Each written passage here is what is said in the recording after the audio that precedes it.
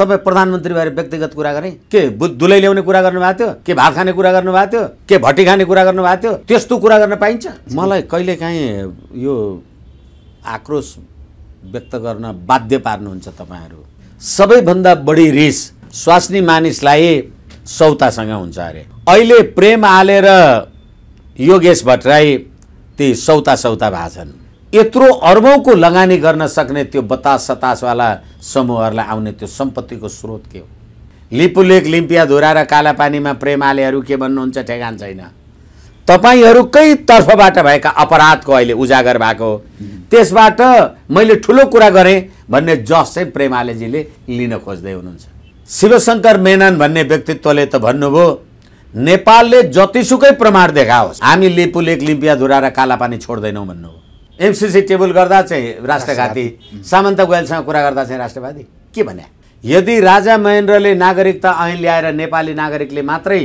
नेपालमा जग्गा जमिन किन्न पाउँछ भन्ने कानुन नल्याइदिएको भए आज अर्बौं इन्डियनहरू आएर सम्पूर्ण नेपालको जग्गा जमिन तपाईँलाई किनिदिएको भएदेखि तपाईँ नागरिक कहाँको हुनुहुन्थ्यो सुगौली के अरे यो सन् 50 को सन्धि राष्ट्रघाती हो भनेर देशका कम्युनिस्टहरूले अनन्त पटक नारा लगाएका होइनन् अहिले कम्युनिस्टहरू कतिचोटि राज्य सत्तामा पुगे एक दिन कुरा गरे विष्णु राजु स्वागत छ कता टिभीमा फेरि पनि हजुर धन्यवाद विशेष कुराकानी सुरु गरौँ जस्तै यो नारायणी दरबार रेस्टुरेन्ट त्योसँग सम्बन्धित धर्मशाला पोखराको सेती नदी लगायत विभिन्न आनन्द होटलसम्मका कुरा आएर बतास समूह त्यसमा प्रेम आले योगेश भट्टराई सम्पूर्ण कुरा आफ्ना कुराहरू राय व्यक्त गरिरहनु भएको छ उहाँले आज यसै क्रममा पर्यटन मन्त्री प्रेम आलेज्यू चाहिँ धर्मशाला निरीक्षण जाँदाखेरि उहाँ सक हुनुभयो अरे उहाँकै शब्दमा भन्दाखेरि सक हुनुभयो जसमा 5 स्टार होटल जस्तो रहेछ धर्मशाला भनेर उहाँ छक्क पर्नुभयो र अहिले नारायणी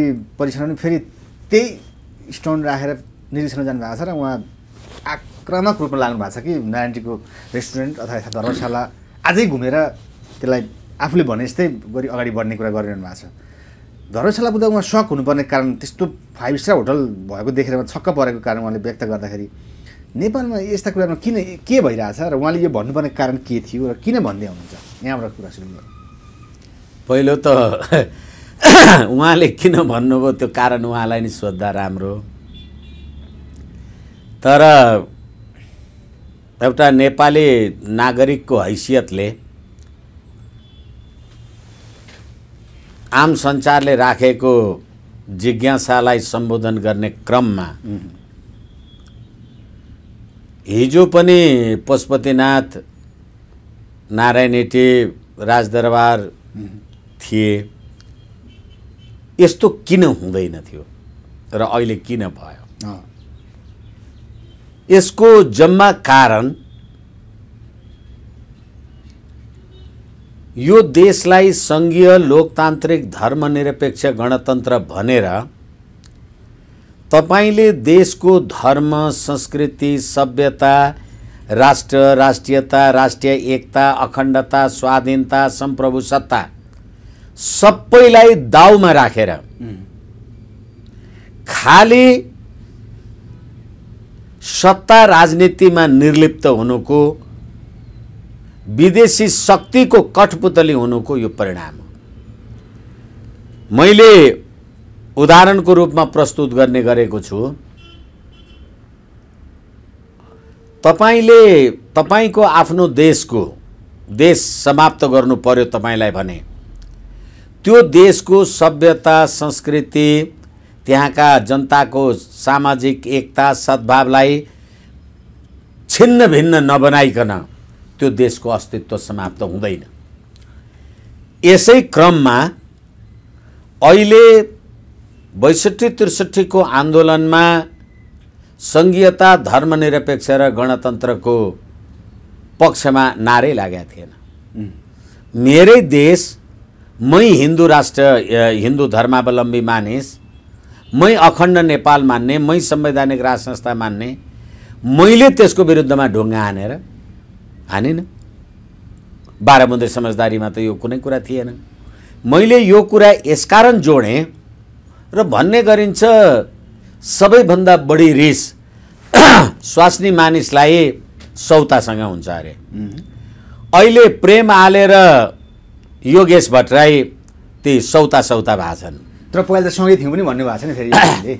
त्यसैले त भन्दैछु त, उहाँलाई फुटाएर जाँदा यो लेफ्टले लेफ्टलाई खेदेको होइन, एउटै पार्टीभित्रको एकले अर्कालाई खुट्टा तानेको यो गतिविधि। धर्मशाला 7 तारे होटल हुनु हुँदैन थियो, यो कुरामा जोड्न सकिन्छ? अहिले आएर त प्रेमले त्यो भन्दाखेरि एकैछिन निवेदन गर्ने प्रयोजनको लागि, धर्मशाला 5 तारे रहेछ, 3 तारे, 4 तारे भन्नुभयो मैले त। जेसुकै तारे रहेछ भनेदेखि कम्युनिस्टहरूलाई मात्रै संसारको वैभव थाहा रहेछ, जो सर्वहाराका अधिनायकवादी हुन्छन्। अनि त्यत्रो धर्मशाला 7 तारे 8 तारे बनाउँदा अहिले प्रेमाले योगेश भट्टराईजीको ठाउँमा आउनुभयो। तर हिजो योगेश भट्टराईजीहरूले यो सबै सहमति दिँदा त उहाँ त्यही पार्टीको हुनुहुन्थ्यो नि, भन्नुभयो नि त। तर भन्नुसँगै ठाउँमा पावरमा हुनुहुन्थ्यो नि त, अहिले त मन्त्री हुनुभयो नि त भन्ने कुरा सिलसिला ल्याउँदा तपाईँ कुन पावरमा हुनुहुन्छ र भनेको भने प्रेमालेको पावर छैन अहिले? मैले मेरो कुरा तपाईँलाई भन्न जाने जस्तै लागेन। एउटा कुनै नेपाली जनताले यो 7 तारे रहेछ भन्यो भने कुनै पावर चाहिन्छ? यो धर्मशाला 7 तारे जतिकै रहेछ भन्यो भने पावर चाहिन्छ? मन्त्री रेस्टुरेन्ट त भत्काइदिनु भयो नि त नारायणजीको त उहाँ। एकैछिन मन्त्री भइरहनुपर्छ। तर हिजो त्यही पार्टीमा बस्दाखेरि तपाईँले यो कुरा भन्नु भएन। अहिले तपाईँहरूको पार्टीको बीचको द्वन्द्वले गर्दा तपाईँले जे गर्नु भएको छ ठिकै छ। तर अब यो कुरालाई छोडेर अहिले यो राज्य प्रणाली आएपछि नै देशका सम्पूर्ण सांस्कृतिक सम्पदा र धरोहरहरू किन यसरी कौडीको मूल्यमा बेचिन्छन्, किनिन्छन्? र धर्मशाला जहाँ तपाईँले आफ्नो धर्म, सभ्यता, संस्कृति, अब पशुपतिमा भन्नुहोस् अथवा गुहेश्वरीमा पूजा अर्चना गर्नलाई आउने तीर्थालु व्रतालुहरू बस्ने ठाउँमा आस्थाको धरोहर विश्व सम्पदा सूचीमा परेको हो, नेपाललाई चिन्ने एउटा त्यस्तो पशुपतिनाथ धर्मशालालाई तपाईँले संसारका होली वाइन खाने, रेड लेबल खाने 7 तारे 8 तारे होटल बनाउनु भएछ भने त्यो होटलको संस्थापक व्यवस्थापक उसको खुसीले त बनाएन होला। दिने त यही राज्य प्रणाली हो, यही देशका मन्त्री हुन्। हिजो योगेश भट्टराईले दियो होला, आज प्रेमाले त्यसलाई टीका टिप्पणी गर्यो होला। तर यो राज्य प्रणालीले के गर्दो रहेछ? र अहिले 122 वर्ष अघिदेखिको नारायण हिटी सङ्ग्रहालयलाई, नारायण हिटी सङ्ग्रहालय अथवा राजदरबार मैले जे यसो देखाएको छु, म पस्या छैन, यसो हेर्दा त्यसको हद भए 200 रोपनीको कम्पाउन्ड होला अथवा 500 रोपनीको कम्पाउन्ड होला। त्यो एउटा 500 रोपनी कम्पाउन्डको नारायण हिटी राजदरबार अथवा सङ्ग्रहालय हेर्न जानलाई त हद भए आधा घन्टा लाग्दो, 1.5 घन्टा 2 घन्टा यसो सेल्फी फोटोसोटो खिचे भने चिया चमेना खान नपाएर भोकैले त्यहाँ मरिने त हुँदैन नि, बाहिर आएर चिया खान सकिन्छ। तर त्यो कुरालाई दिनुको अर्थ यो देशको संस्कृति नष्ट गरेको भने मैले भन्न खोजेको कुरा तपाईँलाई। त्यसमा प्रेमाले राष्ट्रवादी भएर निस्केका हुन् त? होइन, एकैछिन, उहाँ पनि होइन। किन होइन भन्ने प्रश्न हुनसक्छ नि। यसरी गरिनु भएको छ, यसो गरियो, म यसलाई चाहिँ समस्याको समाधान जडैदेखि उल्छु भनेर लाग्नु त भएको छ नि उहाँको बोली त सुनिएको हो। उहाँ पनि होइन, दोहोऱ्याएर भन्दैछु म। अहिले उहाँहरू आफू बिचको राजनीतिक द्वन्द्वको कारणले गर्दा योगेश भट्टराईले यो गरेको थियो अथवा कृष्णले यो गरेको थियो भनेर एउटा उहाँहरू बिचको कटुतालाई एमालेवाला शक्ति पदका मान्छेहरूलाई तल देखाउनलाई त यो काम भयो। किनभने जनताले त ओहो यिनीहरूले त यस्तो पो गरेर छन् भनेर जनताका अगाडि भन्ने त भयो।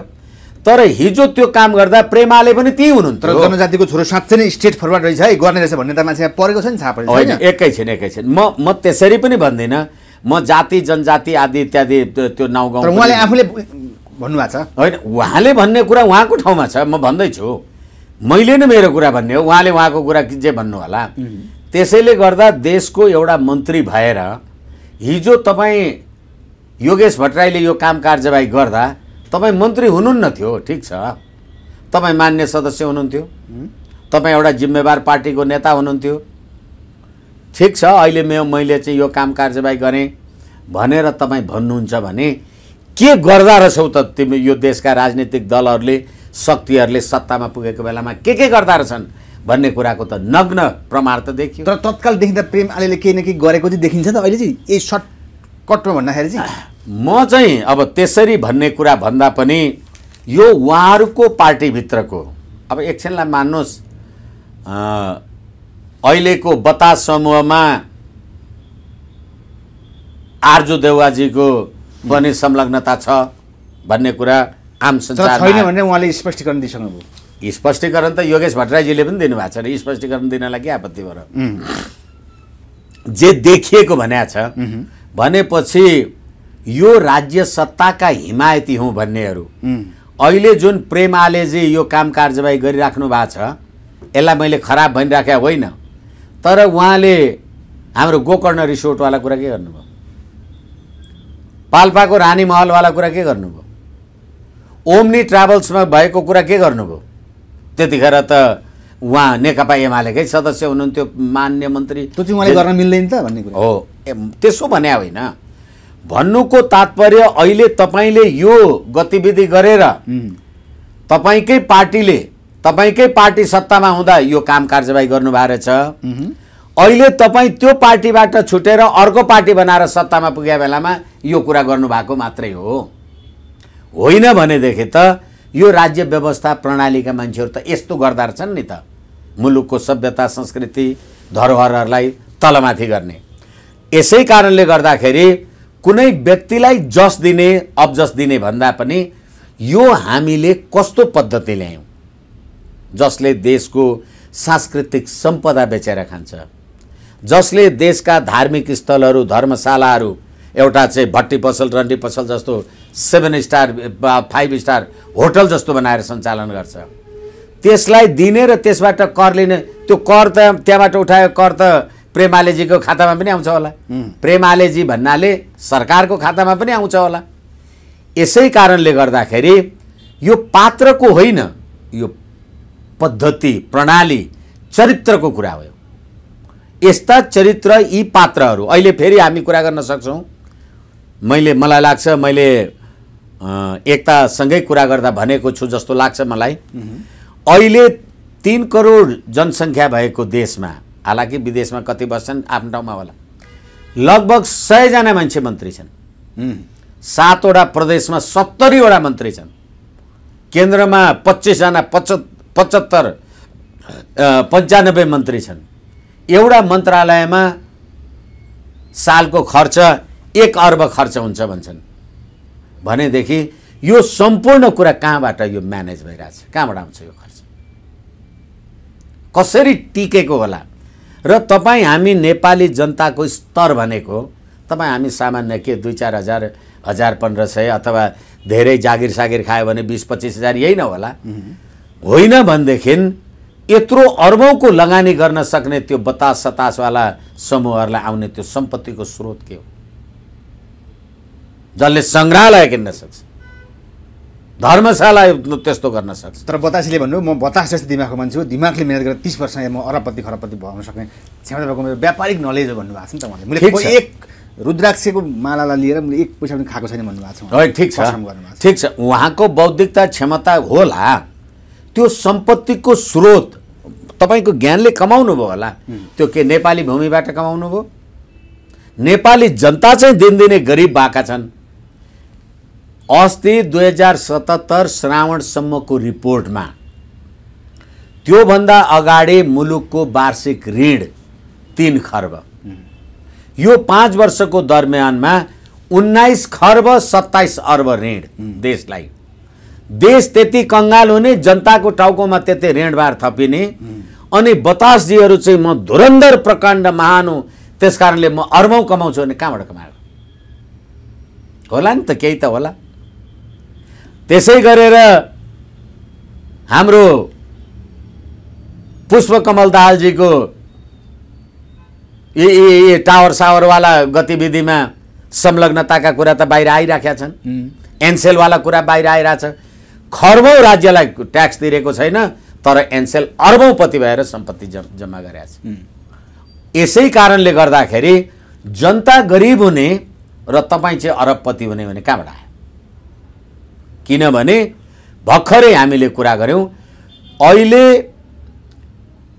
नारायणहिटी दरबारको कुरामा ठिक छ मैले टेन्डर गरेँ कुनै के गरेँ वैधानिक रूपले लिएँ उहाँले गर्नुभयो होला वैधानिकै होला तर जुन कुरा देशको राष्ट्रिय सम्पदा नै सांस्कृतिक सम्पदा नै समाप्त हुन्छ त्यो देशमा टेन्डर हाले भनेर ठुलो कमाउने राष्ट्रवादी तपाईँ त्यही त उहाँले बगैँचामै मेरो 2 करोड खर्च गर्छ मेरो त्यो कहाँबाट आउने एकछिन मनोबल गिरो भन्ने कुरा तपाईँको बगैँचामा 2 करोड खर्च भयो तर 122 वर्षको नारायणहिटी राजदरबारको त्यो सांस्कृतिक सम्पदा चाहिँ कति अर्बको डिस्ट्रोइड भयो त्यो चाहिँ कसले तिर्छ तिमीले तिर्ने तिमी त्यो सम्पदाको संरक्षण चाहिँ गर न 2 करोड जताबाट पनि तिर्छ हजुरले भन्नु त अघि भन्नुभयो साहसी रूपमा यो कुरा बचाउनलाई आएका हुनु कि होइन प्रेमाले साँच्चै भनिदिनुहोस् न त्यसपछि अझै पनि भर्खर त्यहाँ हुनुहुन्छ भत्काउनको लागि जानुभएको छ होइन ठिक छ भत्काउनको लागि जानुभएको छ तर प्रश्न फेरि के हो भने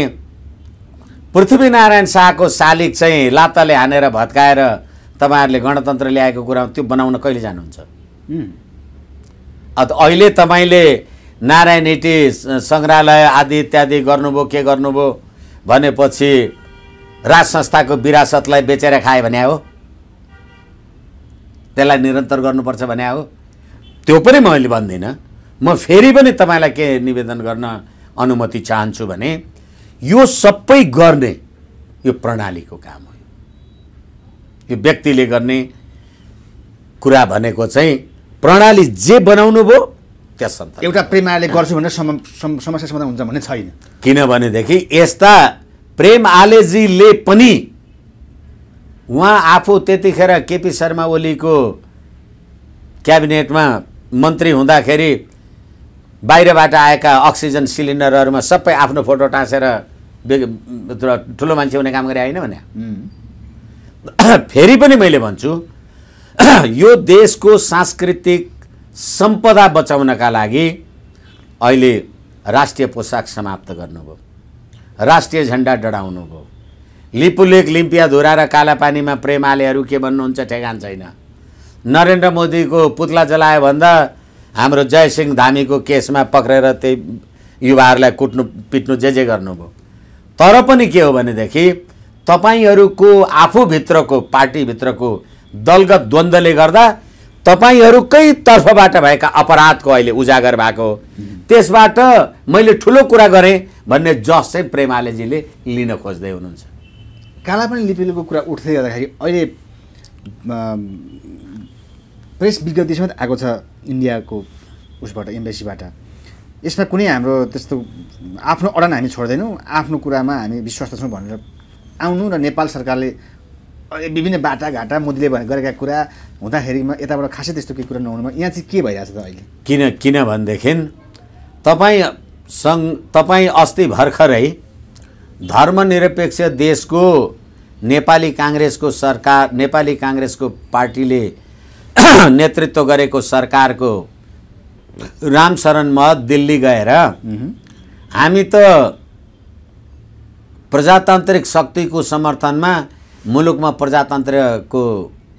प्रजातान्त्रिक राज्य सत्ता निर्वाह गर्न गएका हौँ भनेर भन्नुभयो तपाईँले त्यसको 3 वर्ष अगाडि कोरोना महामारीकै बेलामा केपी ओली र प्रचण्डले चिनिया कम्युनिस्ट पार्टीसँगको भर्चुअल मिटिङमा सी जिनपिङको विचारधाराद्वारा हामी नेपालमा त कम्युनिस्टहरूको साम्यवाद कम्युनिस्टहरूको सरकार चलाउँछौँ भन्नुभयो भनेपछि अब तपाईँहरू दुईटै राज्य शक्तिका ठुला राजनीतिक दलहरू एउटा सी जिनपिङको पिछलग्गु भएर काम गर्नुहुन्छ अर्को नरेन्द्र मोदीजीको पिछलग्गु भएर काम गर्नुहुन्छ भन्ने कुरा सार्वजनिक रूपले भन्दै हिँड्नुहुन्छ भनेपछि तपाईँले लिपुलेक र लिम्पियाधुराको कुरा गर्दा नरेन्द्र मोदीजीलाई के टाउको दुख्थ्यो के कुरा भएको छन् किन भन्ने भनेको छैन बोलेको छैन त इन्डिया आफ्नो उसमा प्रतिबद्ध छु म विश्वास होइन इन्डियाले आफ्नो ठाउँमा आफू प्रतिबद्ध छु भन्ने आफ्नो कुरा हो हामी नेपालीहरूले अथवा यही संसदले लिपुलेक लिम्पियाधुरा र कालापानीको बारेमा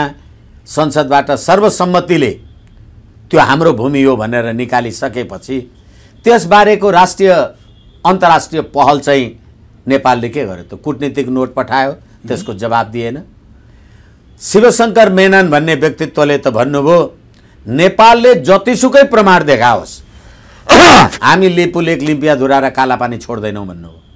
अर्को कुरा पनि तपाईँ याद गर्नुहोस्, जब हामीले लिपुलेक लिम्पियाधुरा र कालापानी हाम्रो देशको नक्सामा समावेश गरेर अनुसूची जारी गर्यौं, त्यतिखेर भारतका सेनाध्यक्ष मुकुन्द नरवणेले नेपालले कसैको इसारामा यो नक्सा निकाल्यो भन्नुभयो। उहाँले अप्रत्यक्ष रूपबाट सायद चीन भन्नुभएको होला। अनि त्यही मुकुन्द नरवणेलाई तपाईले नेपाल बोलाएर नेपालको मानार्थ प्रधान सेनापतिको पदवी दिएको होइन। त्यो मुकुन्द नरवणे नेपालको पनि त मानार्थ सेनापति त हो।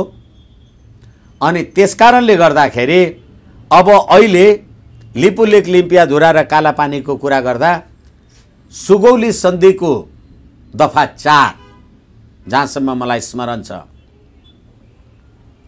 नेपालका राजा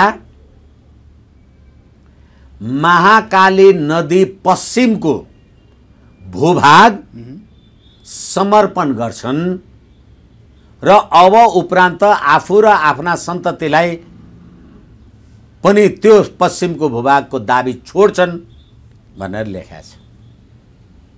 कहाँको?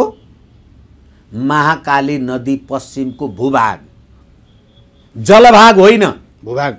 भूभाग भनेपछि अहिले महाकाली नदी कहाँ बग्छ? लिपुलेक लिम्पियाधुरा कालापानी अथवा त्यो हाम्रो जयसिंह धामीको ऊ चाहिँ कहाँ चाँदनी दोधारा कहाँ पर्छ? अब त्यति मात्रै नभएर हामी यो कुरा तपाईहरु प्रमाण ल्याए पनि छोड्दैनौं भनेपछि 1950 को सन्धिमा नेपाल र भारतको सन्धिमा के भनेको छ भने आजदेखि, किनभने सुगौली सन्धि त ब्रिटिश इन्डिया र नेपालसँग भएको थियो, भारतसँग होइन। ब्रिटिश इन्डियाको भारत र नेपालसँग भएको थियो, भारतसँग मात्रै होइन। जब भारतले बेलायतले ब्रिटिसले 47 मा भारत छोडेर गयो, 50 मा सन् 50 को सन्धि भयो नेपाल र भारतको बीचमा। सन् 50 को नेपाल भारतको बीचमा भएको शान्ति तथा मैत्री सन्धिमा यस अघि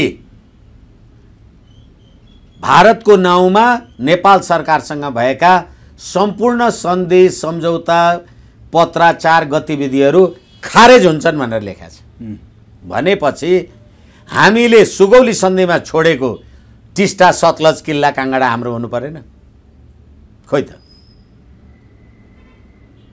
यसै कारणले गर्दाखेरि अहिले लिपुलेक लिम्पियाधुरा र कालापानीको बारेमा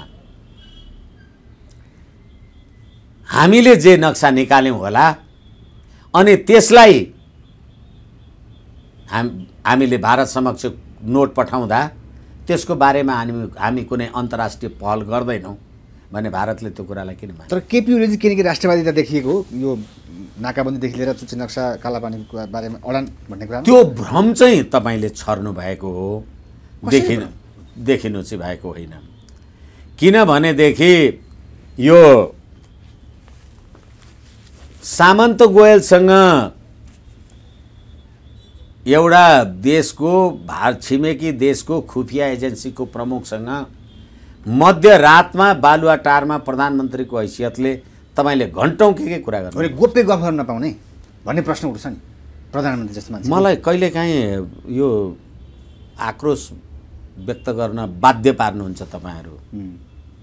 तपाई व्यक्तिगत कुरा हो, तपाईको कूटनीतिक आचार संहिता 2068 को दफा 4 कुनै पनि सार्वजनिक सरकारी पदाधिकारीसँग कुरा गर्दा समान स्तरको मान्छेसँग कुरा गर्नुपर्छ र के कुरा भयो भन्ने कुरा परराष्ट्र मन्त्रालयको अधिकृत राखेर सार्वजनिक जानकारी गर्नुपर्छ। तपाई प्रधानमन्त्री भएर व्यक्तिगत कुरा गरे के दुलै ल्याउने कुरा गर्नु भएको थियो, के भात खाने कुरा गर्नु भएको थियो, के भट्टी खाने कुरा गर्नु भएको थियो? त्यस्तो कुरा गर्न पाइन्छ? तपाईले राष्ट्रिय जिम्मेवारी ग्रहण गरे मान्छे म गोप्य गर्छु भन्ने तपाई त्यसले राष्ट्रलाई के हित गर्यो कि अहित गर्यो? हुन्छ त्यसो गर्दैमा केपीले पनि त्यसका रका एजेन्ट भए त भन्ने मान्छेमा भ्रम नै हो कि वास्तविकता हो त? 12 बुँदे समझदारीमा सही गर्ने मान्छेहरू रका एजेन्ट नभइकन कसले गरेछ? 12 बुँदे समझदारीमा के लेखा थियो नेपाली जनतालाई थाहा थियो? त्यही अन्तर्गतको होइन यो पद्धति, प्रणाली र पात्र होला। तपाईँले कहिलेकाहीँ अब आफ्नो राजनीतिक अभिष्ट पूर्ति गर्नका लागि यो काम कारबाही गर्नुभयो होला भने केपी शर्मा ओलीजीकै पालीमा होइन 1 अर्ब रुपियाँ अहिले पास नभएको एमसिसीलाई कार्यालय खोल्नलाई खर्च गरेको। यसै कारणले गर्दाखेरि देखिँदैन, राष्ट्रियता भन्ने भाव देखिँदैन यसमा, देखिँदैन। किनभने अहिले अस्ति फातेमा सुमार आएर कुरा गर्दा तपाईँले हेर्नु भएन? एमसिसी संसदमा टेबल गर्न पठाउने केपी शर्मा ओलीजी होइन? अनि एमसिसी राष्ट्रघात हो भन्ने यी नेपाली होइनन् भने? एमसिसी टेबल गर्दा चाहिँ राष्ट्रघाती, सामन्त गोयलसँग कुरा गर्दा चाहिँ राष्ट्रवादी, के भने? आज पनि यो एमसिसीको कर्मचारी, एमसिसीको कार्यकारी महमुद वाह भन्ने मान्छेले नेपालको सुरक्षा व्यवस्थालाई ध्यानमा राखेर एमसिसी लिएर आएको भनेको छ। अनि त्यसलाई पारित गर्नलाई शाहमुखले प्रस्ताव गरेन भन्ने केपीजी होइन? अस्ति यिनीहरूका प्रतिनिधि आउँदा अहिले म सरकारमा छैन, सरकारसँग कुरा गर्नुहोस् भन्ने केपी ओलीजी होइन? अनि अहिले 29 सेप्टेम्बर 2021 शेरबहादुर देउवाले म र प्रचण्ड भएर चिठी लेखेका छौँ एमसिसी पास गर्न भन्दा होइन भन्ने पुष्पकमल दाहालजी होइन? आज आएर त महमुद वाहले त त्यो चिठी लेखायो भने त हामी समर्थन गरेका छौँ भने त आम सञ्चारमा आयो त। यस कारणले 12 बुँदे समझदारीका पृष्ठपोषकहरू सन् 50 को सन्धिमा भारतीयहरूलाई नेपाल आएर जुनसुकै जग्गा जमिन जतिसुकै किन्नको आदि इत्यादि छुट थियो। यदि राजा महेन्द्रले नागरिकता ऐन ल्याएर नेपाली नागरिकले मात्रै नेपालमा जग्गा जमिन किन्न पाउँछ भन्ने कानुन नल्याइदिएको भए आज अर्बौं इन्डियनहरू आएर सम्पूर्ण नेपालको जग्गा जमिन तपाईँलाई किनिदिएको भएदेखि तपाईँ नागरिक कहाँको हुनुहुन्थ्यो भन्ने त्यो कुराको बारेमा तपाईँहरूको भनाइ खोइ? सुगौली के अरे यो सन् 50 को सन्धि राष्ट्रघाती हो भनेर देशका कम्युनिस्टहरूले अनन्त पटक नारा लगाएका होइनन्? अहिले कम्युनिस्टहरू कतिचोटि राज्य सत्तामा पुगे? एक दिन कुरा गरे। यसैले गर्दाखेरि अब 122 वर्षको नारायण एटी पनि बेच्न लाग्नुभयो, पोखराको रानी महल पनि बेच्न लाग्नुभयो, ओ सेतो सुन भनेको त्यो बालुवा गिट्टी पनि के गर्नुभयो। अनि नेपाल र नेपालीको लागि कसले कुरा गर्नु? हस्, समयको लागि धन्यवाद। हस्, धन्यवाद।